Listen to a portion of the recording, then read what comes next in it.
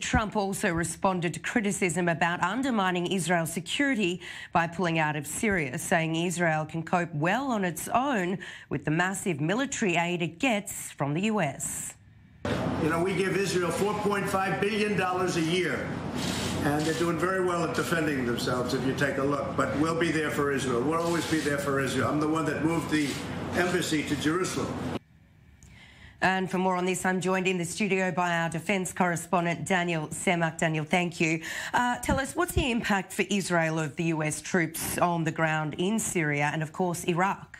Well, for now, we can say that the troops in Syria, Israel, might as well get used to the fact that those troops won't be there for very long. As Tal said earlier, 2,000 troops, it's not a huge number. But having a U.S. presence on the ground militarily in the Middle East is important at the end of the day for Israel when it comes to Israel's chief nemesis, if you will, Iran. Having a U.S. presence in Iraq does provide some sort of buffer or assurance for Israel that there is, practically speaking, a sort of defense mechanism for the Israeli state. And by removing, let's say, troops from Syria, I have spoken to Israeli intelligence officials that say the U.S.